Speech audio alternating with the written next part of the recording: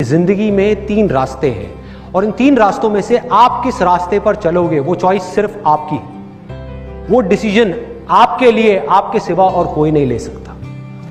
पहला रास्ता जो गारंटीड फेलियर की तरफ जा रहा है वो है डर का रास्ता। फेलियर का डर बड़ा खतरनाक रास्ता है ये और बहुत लोग इस रास्ते पर चल रहे हैं। कुछ नहीं है, वहां फेलियर ही फेलियर है। जीते जी मर जाओगे। जो करना चाहते हो अगर वो ही नहीं किया तो क्या फायदा इस जिंदगी का। सिर्फ जिंदगी कटेगी, जी नहीं पाओगे। ये एक रास्ता है, चूज करना है, आपकी चॉइस है। एक दूसरा एक्सट्रीम है लालच का रास्ता कि फटाफट से बस गेट रिच क्विक, कि फटाफट से अर्निंग आ जाए कहीं से भी, सीखना ना पड़े। ये क्या बोरिंग काम बता रहे हो, सीखना पड़ेगा? अरे भाई इसमें तो बहुत साल लग जाएंगे।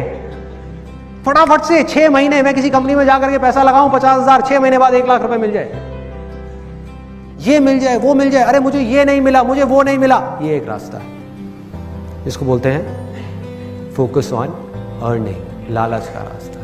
इन दोनों एक्सट्रीम्स के बीच में एक सिंपल सा रास्ता है जो गारंटीड सक्सेस की तरफ जा रहा है। वो है लर्निंग का रास्ता, सीखने का रास्ता, खेल का रास्ता, खिलाड़ी बनने का रास्ता। भिखारी बनने का नहीं, भिखारी बनने का नहीं। ये मिल जाए, वो मिल जाए। अरे मिलेगा भाई, इतना मिलेगा जितना आप सपने में भी नहीं सोच सकते। खिलाड़ी तो बनो, अपने फील्ड के पक्के खिलाड़ी तो बनो। कोई एंट्रेंस आपको क्रैक करना है जहां पे लाखों लोग कॉम्पीट कर रहे हैं, तो वहां पर हमारे माइंड में नेगेटिव थॉट आ जाता है कि मैं नहीं कर पाऊंगी या मैं नहीं कर पाऊंगा। ये आना भी चाहिए। क्यों आना चाहिए? क्योंकि रियलिटी के बेस पे है। ये बिल्कुल ऐसा है कि अगर मैं घर से जंगल में जाऊंगी आधी रात को तो कुछ जानवर आकर के मुझे खा सकते हैं। ये थॉट आना चाहिए, नहीं आना चाहिए? या फिर आप जंगल में पूरा जोश में जा रहे हो, पॉजिटिव हूं मैं, यहां कोई जानवर नहीं है, मुझे कोई नहीं खाएगा। तो ये थॉट आना चाहिए। This is a right thought, this is not a positive thought but this is a right thought. Positive thought इतने इंपॉर्टेंट नहीं है जितना आप इंपॉर्टेंस देते हो ना पॉजिटिव थॉट्स को, क्योंकि पॉजिटिव थॉट्स की वजह से ही बहुत सारे लोग फंसे हुए हैं। लाइक एक काम है, उसको कर रहे हैं, हो रहा नहीं है, तो पॉजिटिव थिंकिंग, नहीं नहीं नहीं नहीं, हो जाएगा, हो जाएगा। 10 बार ट्राई कर लिया, नहीं हुआ है, हो जाएगा, हो जाएगा, हो जाएगा। संदीप सर कहते हैं लगे रहो, लगे रहो, लगे रहो। तो मैं भी लगा हूँ, लगा हूँ, लगा हूँ। यहाँ तक पकड़ में आ गई है बात कि एक तो है एंट्रेंस से रिलेटेड, तो वहाँ पर नेगेटिव थॉट्स आने भी चाहिए ताकि आप अपनी कैपेबिलिटी को जज कर सको।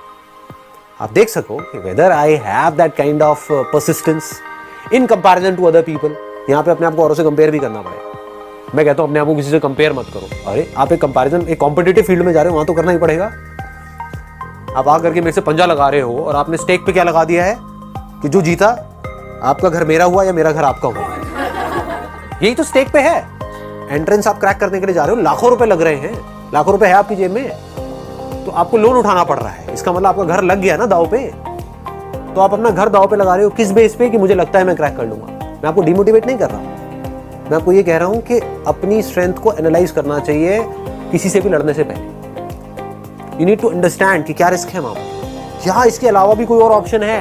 मान लो यहाँ पर इस सब पूरी तैयारी में सब में मान लो इतने साल जाने वाले हैं और इतने 5 लाख रुपए लगने वाले हैं, क्या ऐसा भी कोई ऑप्शन है कि 50,000 रुपए में या 5,000 रुपए में या 500 रुपए में बिना किसी रिस्क के क्या मैं कुछ ऐसा कर सकता हूँ जो वहां से लाख गुना बड़ा हो, कि वो एंट्रेंस क्रैक करके जो लोग वहां जाने वाले हैं, वहां से निकल करके आने वाले हैं, वो लोग मेरी कंपनी में काम करें?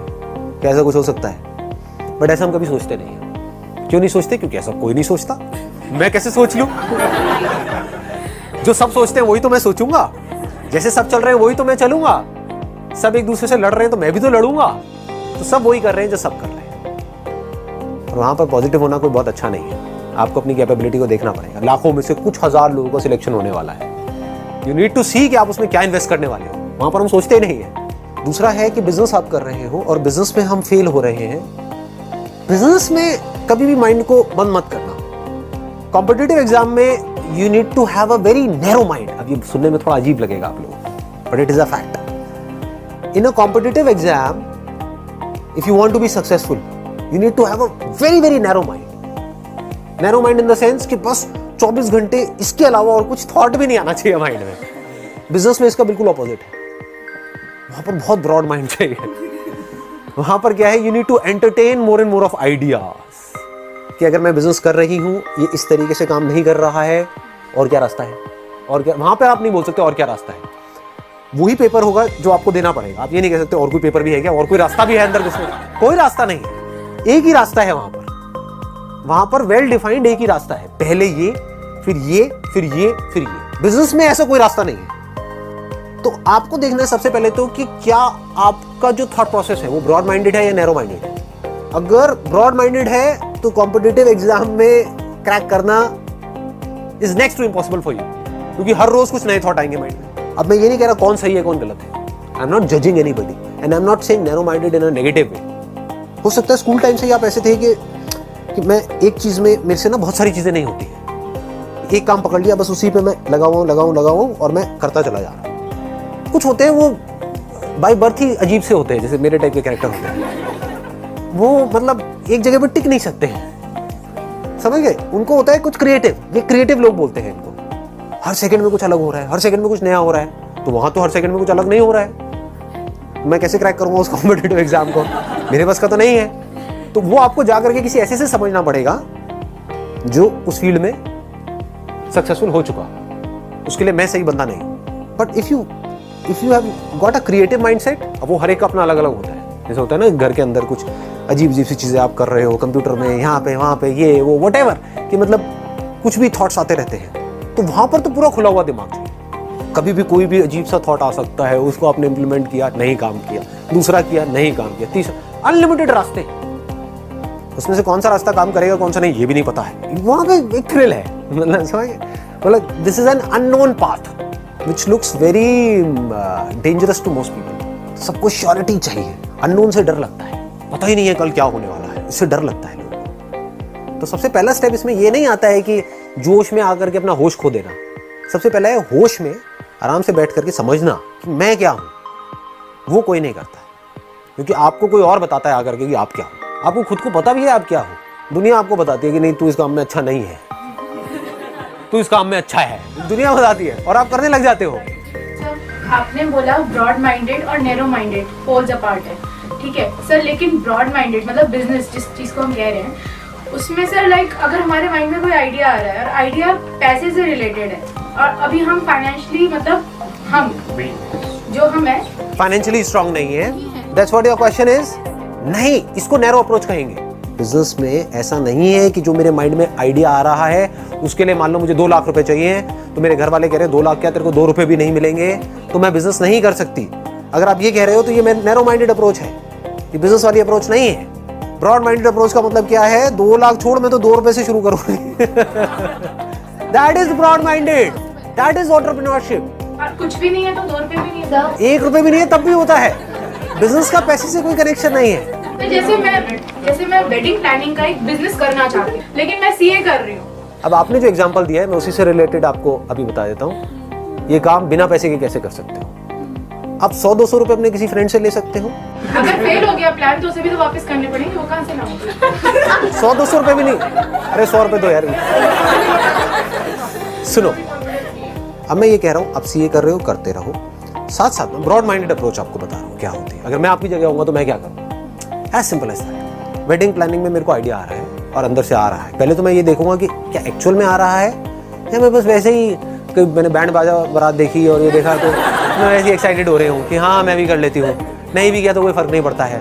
वेडिंग प्लानिंग में क्या होता है, रोज कुछ नया करना होता है, क्रिएटिव होता है, प्लस बहुत ज्यादा उसके अंदर स्ट्रेस होता है, मतलब कि, और मुझे मजा ही स्ट्रेस में आता है। मजा ही वहां पर आता है जहां पर प्रेशर बहुत ज्यादा हो। That's why I want to do it. तो आपको ये क्लियर हो गया कि मुझे करना है। अब सवाल आता है कैसे करोगे और फ्री में कैसे करोगे। 100-200 रुपए के अंदर आपके छपे विजिटिंग कार्ड, आप बन गए wedding planner. As simple as that. आपके विजिटिंग कार्ड बन गए, फाउंडर एंड सीईओ व्हाटएवर जो भी आपकी कंपनी का नाम है, ठीक है, आपका एक बन गया विजिटिंग कार्ड बन गया, उसमें आपका नाम आ गया। आपने क्या किया, जो वेडिंग प्लानिंग कंपनीज है उनसे जाकर के टाइप किया। आता हुआ बिजनेस किसको बुरा लगता है। 100 रुपए आपके लगे विजिटिंग कार्ड के अंदर, बाकी के बचे 100 रुपए, ठीक है, 200 रुपए में काम शुरू हो रहा है। आपने क्या किया, गूगल एडवर्ड्स के ऊपर अपना एक अकाउंट क्रिएट किया। वहां पर कोई भी अगर सर्च करता है वेडिंग प्लानर तो वहां पर आपकी ऐड आएगी। जब ऐड दिखती है तो उसके पैसे नहीं लगते हैं, तो वहां पर जब ऐड दिखेगी तो आपने अपना मोबाइल नंबर दे दिया, तो उन्होंने अगर आपको देख करके ऐड कॉल कर दिया तो फ्री में आपके पास में एक लीड आ गई। बट अगर उन्होंने क्लिक किया तो 10 रुपए लगे या 5 रुपए लगे मान लो। उसमें भी वर्ड्स होते हैं, हम कैसे चूज करते हैं। तो आपने ऐसे वर्ड्स चूज किए जो सस्ते हैं, वो थोड़े लंबे वर्ड्स होते हैं, ठीक है, जिसमें कंपटीशन कम होता है। ऐसे वर्ड्स होते हैं जो सस्ते होते हैं। तो आपने वो सस्ते वर्ड चूज करे कि अगर किसी ने सर्च किया मान लो वेडिंग प्लानर्स इन, ज्यादातर हो सकता है जो बड़े वेडिंग प्लानर्स होंगे वो सिलेक्ट करेंगे वर्ड वेडिंग प्लानर्स इन गुड़गांव, वेडिंग प्लानर्स इन दिल्ली। आपने क्या सिलेक्ट किया? आपने एरिया सिलेक्ट कर दिया, क्योंकि कोई ये भी तो सर्च कर सकता है ना वेडिंग प्लानर इन मान लो दिलशाद गार्डन। तो वो कोई कीवर्ड किसी ने नहीं पकड़ा होगा, तो उसमें कंपटीशन कम होगा। तो वो आपको कितने का मिल गया? 5 रुपए का मिल गया। तो वहां से अगर 20 क्लिक हुए, तो 20 क्लिक होने का मतलब क्या है? कम से कम 200 लोगों ने आपकी ऐड देखी। उस 20 क्लिक में से मान लो आपके पास में एक भी कॉल आई, आपके पास में विजिटिंग कार्ड्स है, या 2 कॉल्स भी आपके पास में आई, तो आपका काम शुरू हो चुका है। पीछे से आपने किसी और से टाइप किया हुआ है कि अगर ये काम मिल गया तो करोगे आप, नाम होगा हमारा, उसमें इतना % हमारा होगा, इतना आपका। अगर आपको मीटिंग के लिए जाना है तो जिससे आपने टाइप किया उनको आप साथ ले जा सकते हैं। तो आपके पास में पूरी की पूरी टीम है कि हम